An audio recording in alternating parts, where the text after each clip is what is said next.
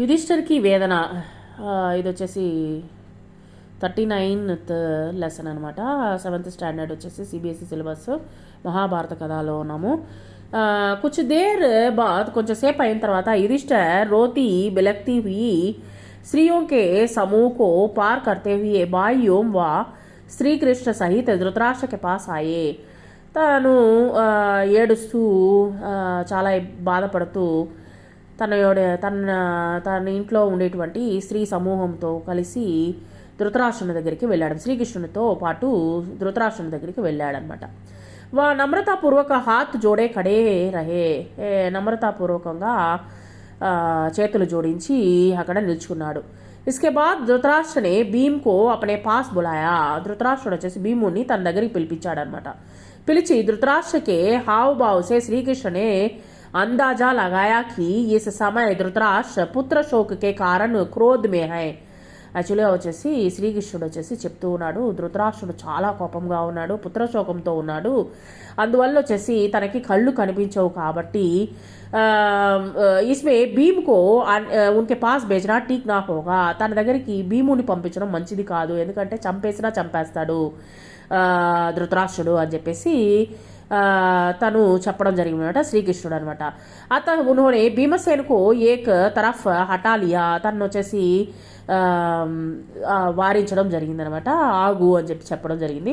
और उसके स्थान पर लोहे की एक प्रतिमा, లోహముతో కూడినటువంటి ఒక బొమ్మని తయారు చేయించి దృష్టిహీన రాజా ధృతరాష్ట్రకి ఆగే లాకర్ కడీ కర్ది. తన కళ్ళు కనిపించదు కాబట్టి తన ముందు నిలబెట్టడం జరిగిందనమాట. ఆ యొక్క మెటల్తో చేసినటువంటి ఒక బొమ్మను నిలబెట్టడం జరిగిందనమాట. శ్రీకృష్ణ ధృతరాష్ట్రకి ఆగే లాకర్ కడీ కర్ది. శ్రీకృష్ణ కా భయ సహీ సాబిత్ హువా. శ్రీకృష్ణుడు భయపడింది నిజమే. వెంటనే ఆ యొక్క బొమ్మని కౌగులించుకొని వృద్ధ రాజా ప్రతిమాకు భీమ్ సమజ్కర్ जो ही छाती से लगाया क्यों ही उन्हें याद हो आ गया कि आया कि मेरे कितने ही प्यारे बेटों को इस भीम ने मार डाला है. తను కోపంతో ఆ యొక్క మెటల్తో చేసినటువంటి ఆ యొక్క బొమ్మను వచ్చేసి కౌగులించుకొని నా యొక్క కుమారులైనటువంటి నా యొక్క కుమారులని చంపేస్తావా భీమసేనుడు అని చెప్పేసి మార్డాలా హై. ఈస్ విచార్కే మన్మే అంటే తన ఆ విధంగా ఆలోచిస్తూ ఆతే హీ ధృతరాష్ట్ర క్షుబ్ధ హో ఉటే అంటే బాగా బాధపడిపోతూ और उसे जोरों से छाती से लगाकर कस लिया. బాగా కౌగులించుకొని పిసికేశాడనమాట. పిసికిన వెంటనే ఈ విచార్ కే మన్ మే ఆతే హీ ధృతరాష్ట్ర క్షుబ్ధ హో ఉటే और उसे जोरों से छाती लगाकर कस लिया. ప్రతిమ చూర్ చూర్ హో గయి. ఆ యొక్క మెటల్తో చేసినటువంటి బొమ్మ ముక్కలు ముక్కలుగా అయిపోయిందనమాట. సో అంత కోపంతో ఉన్నాడనమాట. पर प्रतिमा के चूर हो जाने के बाद ధృతరాష్ట్ర को क्या लाया कि मैंने यह क्या कर डाला. నేనేం చేశాను అని చెప్పేసి ఆ విధంగా ఆలోచిస్తున్నాను అనమాట. రెండు మనస్సు ఉంటుంది అనమాట. ఎప్పుడు ధృతరాష్ట్రునికి వచ్చేసి రెండు మనసులు అనమాట. ఎప్పుడు ఒకటి వచ్చేసి మంచిగా ఆలోచిస్తుంది, ఒకటి వచ్చేసి తన కొడుకుల కోసం ఆలోచిస్తూ ఉంటుందన్నమాట. నేనేం చేశాను ఇప్పుడు అని చెప్పేసి ఆలోచించాడు. దుఃఖీ హోగయే బాగా దుఃఖపడిపోతూ ఉన్నాడు. और शोक विहन होकर बोले हाय क्रोध में आकर मूर्खतावश मैंने यह क्या कर डाला. కోపముతో నేను మూర్ఖత్వంతో నేను చేసినటువంటి పని ఏమిటి. భీమ్కో హత్యా కర్ది. భీముని వచ్చేసి హత్య చేశాను. యహ కాకర్ వా బురీ తరహ విలాప్ కర్నే లగే. అంటే మెట్టలని తెలియదు అనమాట తనకి, అంటే కళ్ళు కనిపించలేదు కాబట్టి మనిషే అనుకొని దాన్ని ముక్కలు చేసేసాను, భీముని చంపేశాను అన్నట్టుగా బాధపడిపోతూ ఉన్నాడు అనమాట ధృతరాష్ట్రుడు. ఈస్ పర్ శ్రీకృష్ణునే ధృతరాష్ట్రసే కహా. ఈ విధంగా శ్రీకృష్ణుడు వచ్చేసి ధృతరాష్ట్రునితో అంటున్నాడు, రాజన్ క్షమా కరో, క్షమించండి రాజా. ముజే పహలే హీ ఇసే మాలూమ్ తాకి మీ మైన నాకు ఎప్పుడు నమ్మకం ఉన్నది, అంటే ముందుగానే ఆలోచించాను. క్రోధ్ మే కోపంతో క్రోధ్ సే ఆకర్ ఆ పైసా కామ్ కరేంగే. మీరు ఈ విధంగా చేస్తారని నాకు ముందుగానే తెలుసు. ఇస్లియే ఉన్ అనర్ధ కో టాల్నే के लिए ఆ యొక్క అనర్థాన్ని ఆపడం కోసము मैंने पहले से ही उचित प्रबंध कर रखा था. అక్కడ వచ్చేసి ఒక బొమ్మను తయారు చేయించి పెట్టడం జరిగింది. ఆప్నే జిస్కో నష్ట కియా హై, మీరు వచ్చేసి నష్టం చేశారు. వహ భీమసేన్నే సరీ నహి, అది భీమసేన్ యొక్క శరీరం కాదు. బల్కి లోహకి మూర్తి హై, అది వచ్చేసి లోహంతో చేసినటువంటి ఒక తయారు చేసినటువంటి భీముని యొక్క బొమ్మ. ఆప్కో క్రోధ్ కా తాప్ ఉస్ పర్ ఉత్తర్ కర్ శాంత్ హో గయా, అంటే మీ యొక్క కోపం వచ్చేసి అణిగిపోయి ఇప్పుడు వచ్చేసి శాంతమైంది. సో భీమసేన్ అభి జీవిత హై, భీమసేనుడు వచ్చేసి జీవించే ఉన్నాడు. ఆప్కి క్రోధ్ ఆ యొక్క కోపంతో మీరు ఏం చేశారంటే భీమసేను అనుకొని మీరు అతన్ని చంపవేయడానికి ప్రయత్నం చేశారు అని చెప్పి చెప్పడం జరిగిందనమాట శ్రీకృష్ణుడు.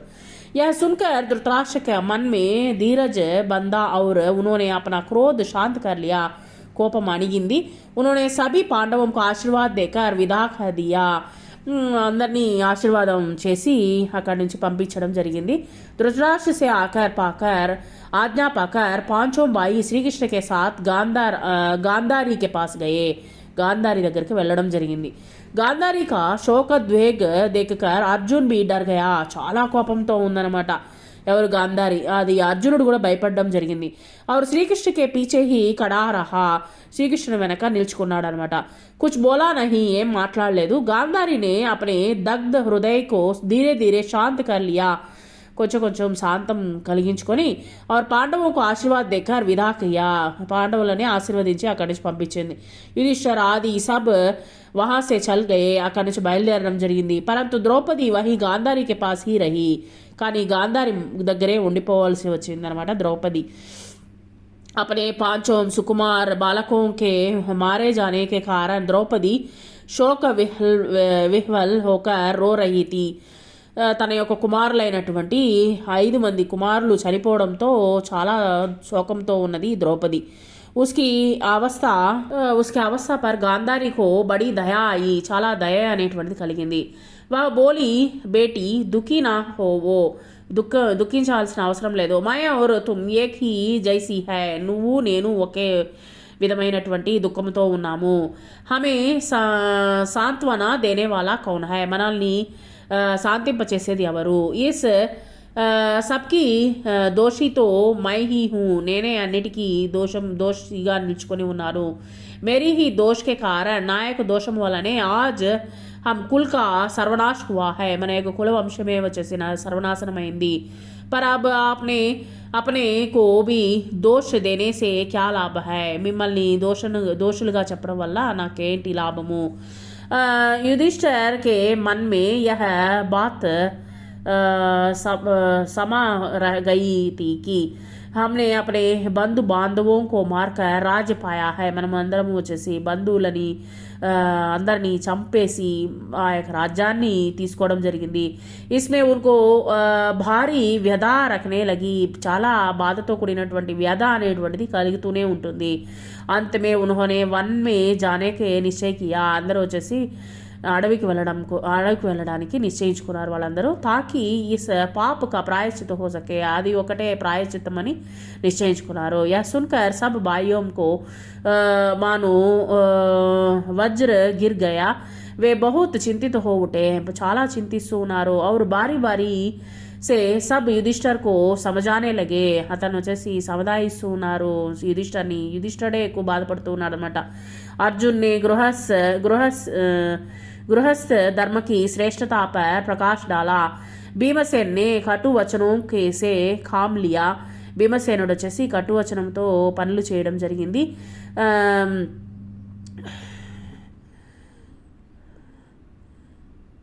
धर्म प्रमाण पूर्वक यह सिद्ध करने का प्रयत्न किया कि कर्म मार्ग न केवल सुगम है बल्कि उचित भी है, जबकि संन्यास मार्ग कंटीला और दुष्कर है.